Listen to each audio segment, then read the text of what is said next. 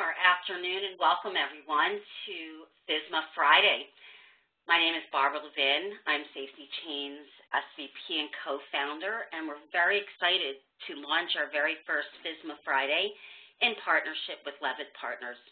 This is the first in a series of monthly events designed to keep you up to date with the most recent FSMA news and help you prepare for compliance. Before we begin, let me give you just a few housekeeping announcements. Whether you are online or just dialing in, we're being sponsored or hosted today, I should say, by WebEx. If you have any technical issues on the audio or with the visual, if you've logged in, you can call WebEx directly at 1-877-509-3239. For those of you who are just calling in, again, that number is 877-509-3239. We will make a recording of FSMA Friday available on our website, and we will also be sending it to everyone who's registered, and you should get an email with the ability to download that by early next week. If you have questions, you can submit them at the end of the prepared questions, and we'll show you how at that time. And questions can be submitted online only at this time. For those of you who have logged in, for your privacy, you can only see the names of the presenters as well as your own name, and we do that for privacy issues only. Very excited to have Dr. David Acheson with us as our first Leavitt Partners speaker in FSMA Fridays. Many of you know David. He was the former Associate Commissioner for Foods at the FDA and former Chief Medical Officer. And we're very excited to have him here at the launch of FSMA Friday because David wrote the 2007 FDA Food Protection Plan, which was the foundation for FSMA, and was very involved in the drafting of the law, and today is leading expert on all things FSMA. So welcome today, David. Very excited to have you here. Pleasure, Barbara. Look forward to it. And you know what? We're going to jump right in for this web podcast. And so I guess we'll want to start. I know I see news every single day and ask you, what's the latest update? What's new today with FSMA? Well, I think the good news is actually today I haven't seen anything new. But just in the last week or two, obviously we've had some pretty big changes. The biggest being the extension of the comment period. I'm sure many of our listeners will remember that the proposed rules on preventive controls and produce came out early in January with a 120-day comment period, which was due up in May 16th. And a little while ago, FDA announced an extension of those comments for further 120 days. So that adds a chunk of time. I think the reasons behind that, and this is just Acheson speculation, is that there was quite a bit, I think, of industry request, private sector pressure to extend the deadlines because these rules are complex. I think that was part of it. And the other part of it kind of gives me a sense that we have heard FDA say they want to give all of us the opportunity to look at this full suite of proposed rules. The two I mentioned, preventive controls and produce, are out. There are three that are not out, which is preventive controls for animals, foreign supply verification, and third-party audit. So this extension kind of gives me a signal that we may well see these other three before mid-May, which will give all of us a good 3 months, well, more than that, 120 days, shot at reviewing all 5 proposed rules together as a batch. So that's probably the hottest and latest update. Okay, great. Thank you. Let's jump into today's topic, which is how to approach preparing for FSMA preventive control rules. So I guess we'll start with, at the high level, what is this rule all about, and what is it going to do for food safety that isn't already being done today, David? Well, the principle of this rule, and when we talk about this rule, remember we're talking about the preventive control for humans. That's what this focus is on here. Is really what this is all about is pushing manufacturers and processors and certain parts of the wholesale and distribution system into a risk-based preventive control mode.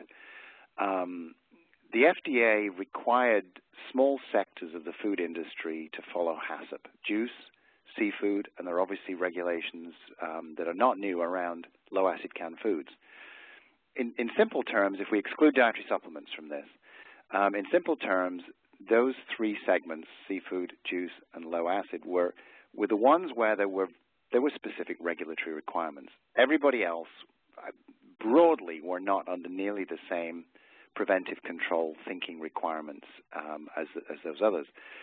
So what this rule is all about is pushing food companies, requiring manufacturers' processes, essentially those who have to register with FDA. And there's exceptions, and there's get-out clauses, which we can get into if people are interested. But it really is about looking at your risks from receiving through shipping and understanding where they are and controlling them, identifying them, establish preventive controls, and probably one of the biggest things it's going to do for food safety is it's going to progressively reduce risk, and that is going to protect the public.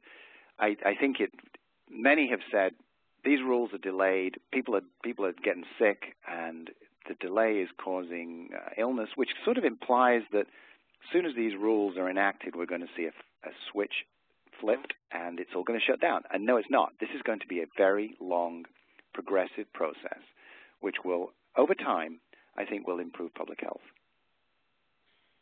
Thank you. So given all of that, and, you know, the big picture, what are companies actually going to have to do?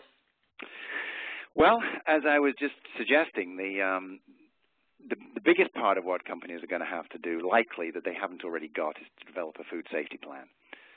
And again, we're talking here about those companies that have to register and excluding the various exceptions. They are going to have to understand, what does building a food safety plan mean? What does it involve? And I know we're going to have subsequent sessions on FSMA Fridays talking about how do you approach that. So let me just paint a high-level picture here. And effectively what a company is going to have to do is to look at all the potential risks that they may have to deal with. They are going to have to then, based on that, determine which risks are reasonably likely to occur, develop a preventive control strategy to control those risks. And there are many who kind of do this already, and some of this is HACCP, and we sort of feel that this goes a bit beyond HACCP. And again, I know we're going to talk about that in a subsequent FSMA Friday. But I think the biggest change for food companies is going to be the need to keep records. Keep records that speak to documenting these process controls that we're talking about. Document corrective actions, document training, document changes, document reanalysis. There's going to be a very heavy lift, I believe, around recording this information, not just in developing a plan, which sits on a shelf. That's relatively the easy part. The tough part for food companies is going to be able to demonstrate to a regulator when they come in that they are enacting that plan, that they are putting the plan into effect, and that they are tracking it, and they're monitoring it, and they are responding to deviations. I think that's going to lead us into this next question, which is, if you have to point to the single most difficult thing in the rule, what is it, and what is industry going to struggle with? I know that you've addressed the documentation. Any else that you can see is just what's going to be a major struggle? I think that's it. I think it will be, and it doesn't hurt to reemphasize that.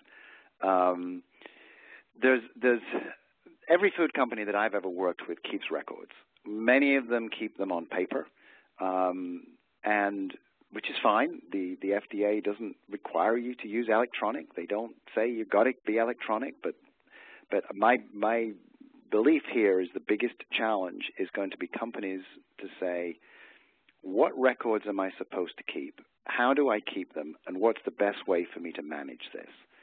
Because the challenge here is that the FDA can show up to your facility. Once this rule's all gone final, they can show up to your facility and ask to see your food safety plan and ask you to demonstrate, as I said in my little a little earlier, demonstrate that the plan's working. And you can't demonstrate the plan's working without access to the records and to be able to show that this is truly operational and effective.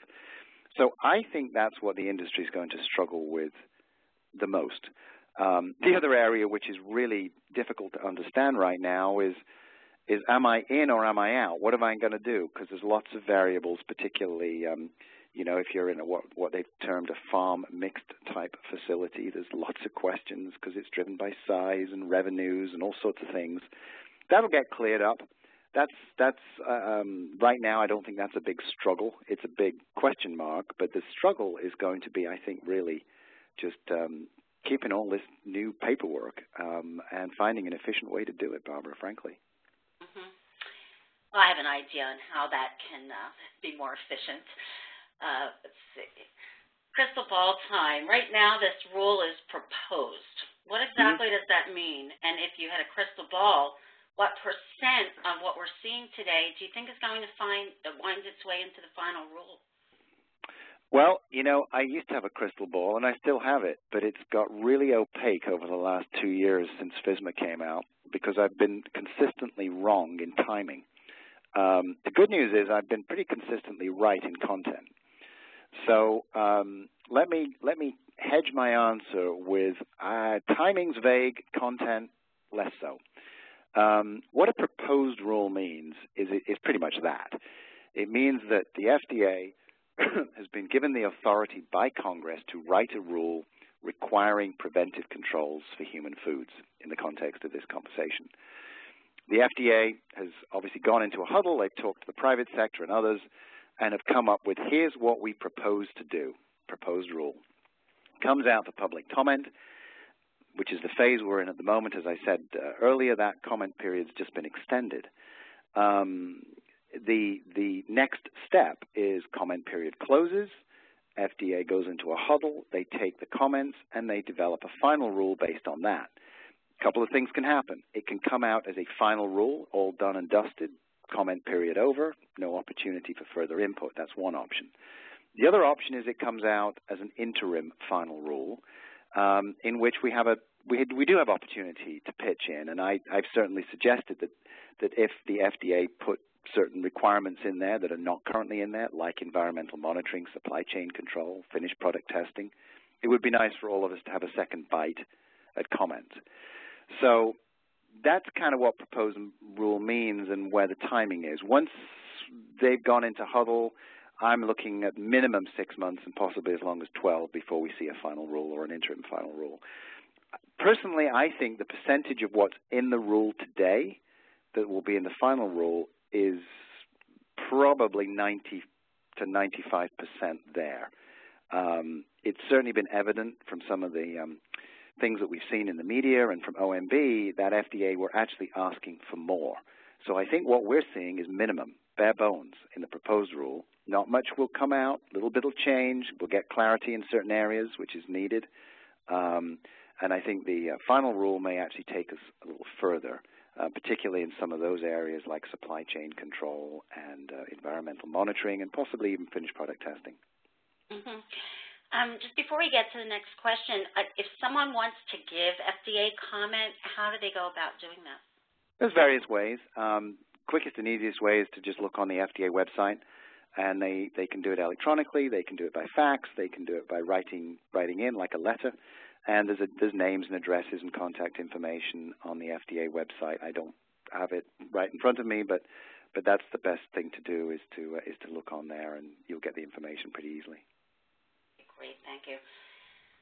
So now on next month's FSMA Friday, we're going to get into more detail on what needs to be in the FSMA Food Safety Plan and how this all relates to HACCP and prerequisite programs. But I've heard people ask this, and I want to ask you, is this really HACCP in disguise? I prefer to say it's HACCP on steroids.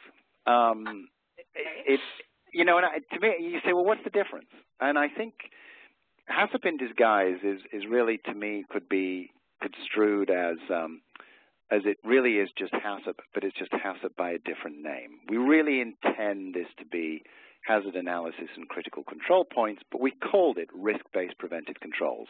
That would be the disguise. I think it's a bit more than that, which is why we've talked about it being HACCP on steroids. My expectation of this is that the FDA is looking to registered firms who have to comply with these proposed rules, basically to look at their HACCP plans. And typically, if the HACCP plan is good, you're in a good place. You've got a good start. That's the baseline. That you will need, and obviously HACCP is the principles of HACCP is they're built on prerequisite programs.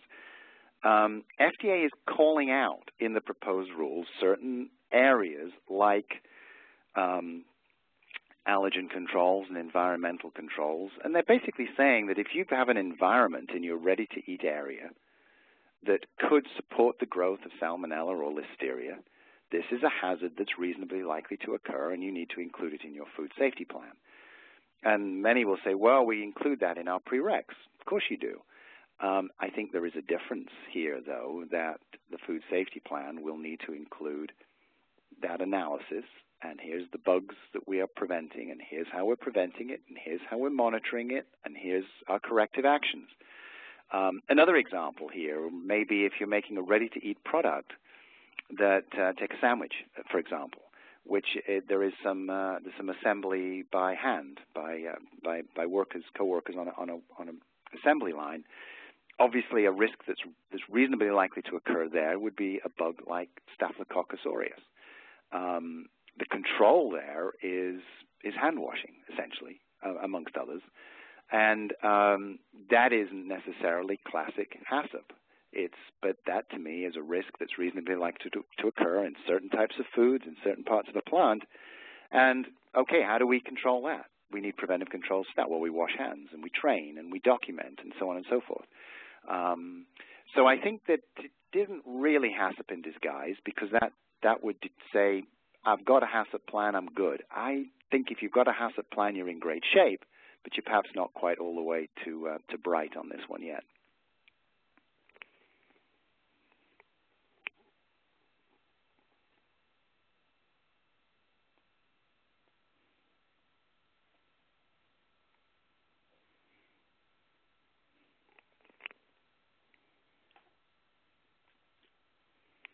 If you're there, Barbara, I can't hear you.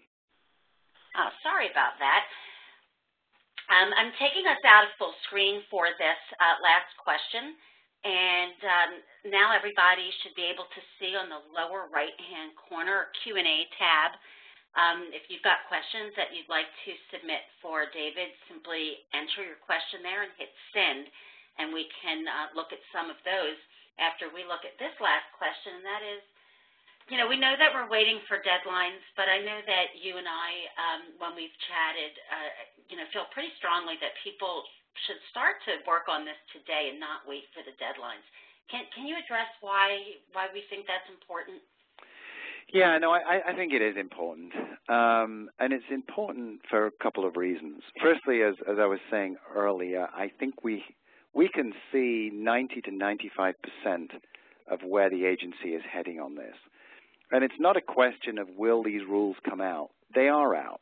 Will they get finalized? They will get finalized. Is some of this pretty complicated? You bet it is.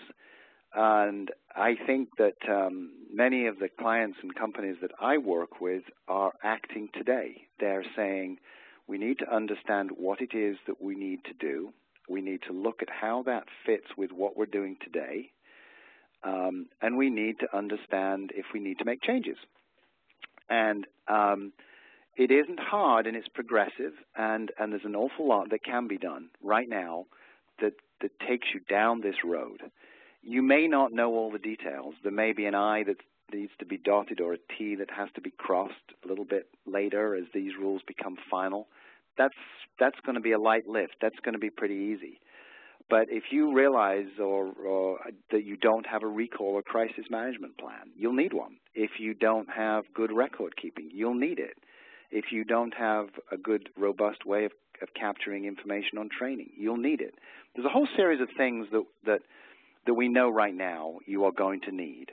And clearly it's smart to get ahead of that curve and to understand where you stand today and where you where we all think we're going to end up, and like I say, I think we can see 95% of the way there already, and essentially do a gap analysis. Where are my gaps? What do I need to do?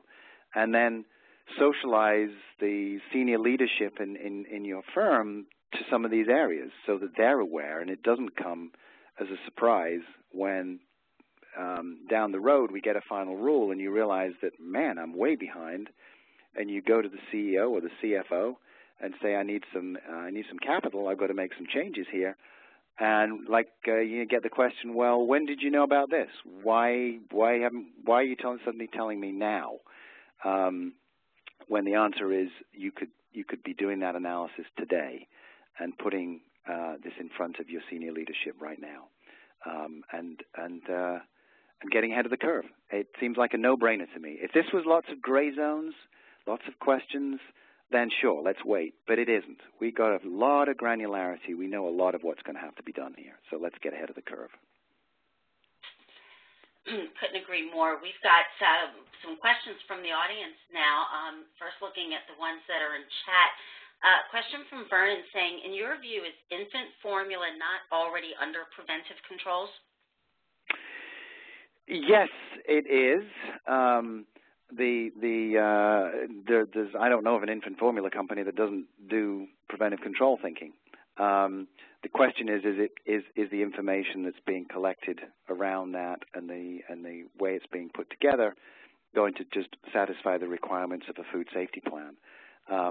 Likely it'll be really close, and likely it'll just be a matter of reorganizing what's already done.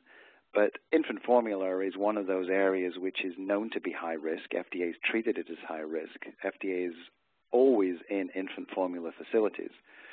So they are ones that are ahead of the curve. And I think we have to remember here is that these rules are not written just for companies that make infant formula, that typically have understood risk and controlled it for a long time. These rules are written for everybody who manufactures or processes food, with a few exceptions, and is designed not to take those who are doing a good job and take them to new heights, and it's to get those who don't understand. They're really just don't get food safety. They're ignoring food safety. They're not giving it adequate resources and time. And get them up to a minimum standard. Remember, that's really what this is about. Stephanie is asking, what's the better approach, to build a plan from the ground up or to expand on your existing HACCP plan? I would recommend the latter. But to look at your HACCP plan and understand the bones of a food safety plan, what needs to be in it, and I know we're going to do FSMA Fridays on this a little bit later, so stay tuned. And look at how do I take my HACCP plan and my prereqs and use them to build my food safety plan. It isn't a question of starting from scratch. It's clearly a question of leveraging all of the information that you already have. So I think that's the way to approach it.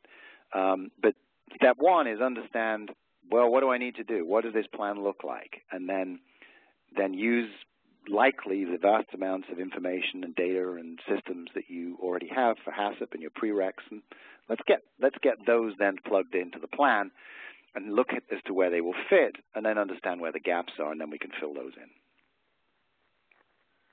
Jeffrey is asking, do you foresee SQF certification as ensuring FSMA compliance? Very close.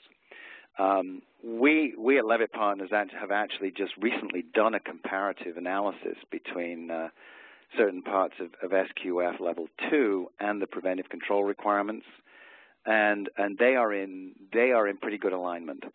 Not quite 100%, and that's partly because SQF is actually written as a global set of standards. It's not written as an FDA US-centric set of standards. But our analysis of the SQF requirements in comparison with the preventive control requirements is that they are very, very well aligned. So if you are SQF level 2, you're going to be in good shape is essentially our assessment of that. We haven't done the comparative analysis with the other standards, but certainly the question was SQF, and we have done that one, so I feel pretty confident in that answer. Great. Now, We have quite a few additional questions. How's your time, David? Do you have a few more minutes to stay on and get through some of these? Absolutely. No, I'm good for another few minutes, Barbara. Excellent. With that, then, what I'm going to do, because we did tell everybody we'd be 30 minutes, we will stay on and try to get to as many questions as we can, but let me give those of you that do need to leave at the bottom of the hour some information. Next month's topic, how to build a food safety plan. If you registered for this event, you are already registered. You don't have to do anything more. We'll send you a login a week prior. If you'd like to meet Dr. Acheson and the entire Leavitt team in person, as well as many industry leaders and your peers, go to our website. We have a special SafetyChain discount for the Food Safety Supply Chain Conference in Chicago in May. It's an excellent, intimate conference. You get a lot of one-on-one time, not a big trade show. Like I said, really a lot of time with your peers. If you can make it, we'd love to see you there. If you'd like more information on how Leavitt Partners can help you prepare for FSMA compliance and how SafetyChain can help you with the automated solutions to make compliance on demand, please visit our individual websites. And with that, let's get back to some of these questions. Reed is asking, my understanding is that one of the key aspects of the new ruling is identifying your approved suppliers of raw materials. Is the closed-loop solution validating good receipts against this list? Well, let me clarify on what the proposed rule is saying about suppliers, if I'm understanding the question correctly. The proposed rule, well, let me back even further up.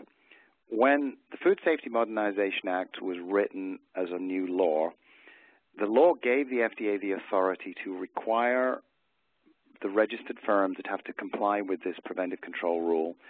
They gave the agency the authority to require those firms to control the risk to the greatest extent possible in the supply chain. That's a legal authority that FDA now has. The proposed rule as written does not include that as a requirement. FDA, I know, based on the OMB red line that is out there, put that in, and it was subsequently taken out. I likely believe that FDA wants that in there. Well, I know they wanted that in there, based on the OMB red line. My instincts are that it will be back in the final rule to some extent, and we'll see what they're after. It's not really clear what tools one would use for that, based on what FDA has said, but the agency is typically agnostic as to what the tool is, and the requirement will be to understand, I'm guessing, again, Acheson guessing, looking in this somewhat opaque crystal ball, is that the final rule will require companies to understand and to control, to the extent possible, upstream supply chain risk. So there'll be a variety of ways to do that, but it will, I think, push companies to do an analysis of their supply chains using a variety of tools, and to be able to determine the higher risk ones and control it to the greatest extent possible. So I think we will see this come in, Barbara. Okay, great. Excuse me. A question from Pete saying, could you describe some of the exemptions? For example, what types of facilities or producers would be exempt? For example, is an owner-operated company exempt from the rules?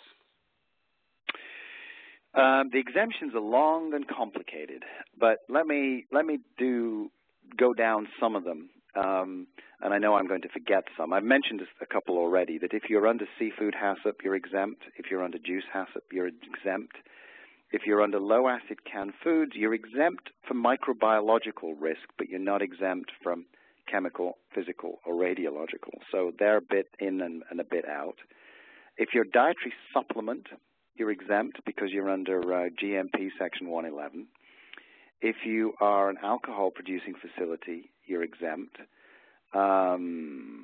if you are a warehouse, that is really complicated to understand, and the language is far from clear because it depends what you do in that warehouse, what you store in that warehouse, whether you have what the FDA has called exposed products that require time temperature control for microbiological growth. If you have that, you're certainly in. It's a question of how extensive, if you also in part of that warehouse house cans of beans and peas and dry goods and cereals and powders, how far is your food safety plan going to have to go? There's a lot of need for clarity there. In terms of the first step is do I have to register with FDA? And if the answer to that is yes, and that's not a FSMA requirement, that's a Bioterrorism Act requirement from years ago, 2005, that's kind of step one. Do I need to register? If you check that box, then you need to go and look to see whether you are specifically exempt. So the question around owner and status and all of that is that's what you need to do, is to look at your facility and say, do I manufacture, process, hold, or distribute food domestically in the United States, either in-state or intrastate, and I'm simplifying this a little bit, and if that answer is yes, you need to register, and if you need to register, then you would have to look at the specific exemptions if there's something you're doing, like you do juice or you do seafood, that would exempt you. Okay, thank you. Andy is asking, how do you suggest smaller companies judge the qualifications of third-party contractors to assist in the development and implementation of preventive controls at their facilities? Yeah, well, you know, it's like whenever you're looking for a third party to develop systems, is how do you know that they know what they're talking about? I don't think there's a rule of thumb on that. It's like, how do you trust a secondhand car salesman, Barbara? You know, it's like, what do you base it on? Track record, reputation, references, instincts, meeting with them, asking them questions about, you know, hopefully the person doing the hiring has read enough about this to be able to ask salient questions. It really boils down to reputation, I think, ultimately. I don't think there is a very clear guideline, but I suspect there's going to be a lot of people coming out of the woodwork saying, oh, we can do this. This is easy. This is not complicated. And I don't think it is a heavy lift if you know what you're doing. But I certainly wouldn't want anybody to be hiring somebody where they were selling a bill of goods here that was not going to deliver and was not going to protect the brands appropriately from compliance risk, as well as obviously producing safe and high-quality foods. Okay. I know that we still have a few questions. I think that we do need to wrap up now. I did see a couple of questions about an outline for a food safety plan, and so we're going to really encourage you to come to the May 31st event. With that, we'd like to thank everybody for coming to our first FSMA Friday. We hope to see you at our future events, and as always, David and the rest of your team from Leavitt Partners, thank you so much for launching this valuable program with us. Pleasure, Barbara, and they were really great questions too. This is good stuff. Thank you.